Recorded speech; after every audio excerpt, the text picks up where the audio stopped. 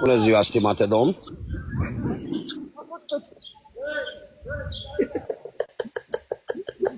Domnul, bine cum domnul. Domnul, vreau să discutăm. N-am ce discuta. De ce, domnul? Nu sunt de ajuns de bună? Vrei să mă poți? Ce faceți? Să mă bateți? Ce mi bați tu, ei?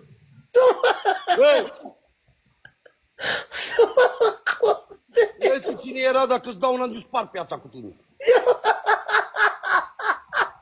Pula mea de aici, auzi cum mă bate de acolo.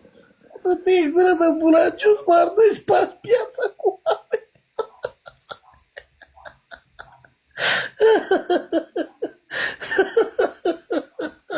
Mi-a făcut provocația Ferrari. Dacă aveți pula tine. Eu a apărut din nicăieri altul, dar nu știu de unde. Haide, ia-l pe ăsta. Ia-l pe ăsta să mor tu. Să rămână, bună ziua. Ia. Aici, cu respect. Toate cele bune. Dumneavoastră m-ați chemat? Nu m-ați chemat? Fac o muie, sperească Dumnezeu, dacă vei să te rească Dumnezeu, că mai ca Domnul, ce muie faci?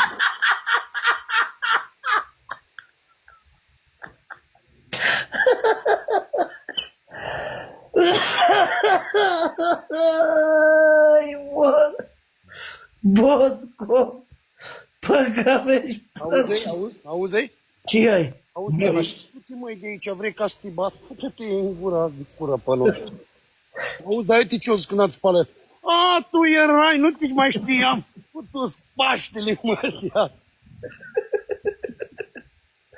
Eu, Ferrari, na, stai așa.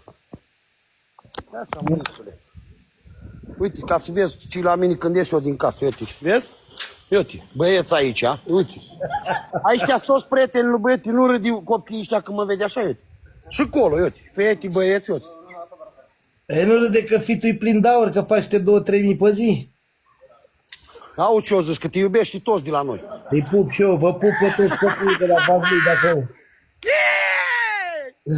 Vă pup pe toți. Zi ai muie, pe ce joci ai? Ei, băiete, eu te plâng cu lacrimi. Plâng cu lacrimi. Salut, vecinul! Salut, vecine, eu Ce face? Ce face?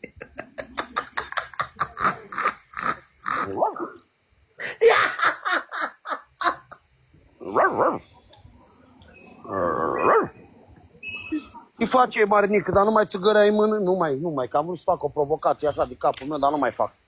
Nu mai fac în pula mea, că muriți cu zile cu țigările astea. Zi ai muie. Ați nebunit, veri, s-o credeți voi, Bă, ce joci ai muie?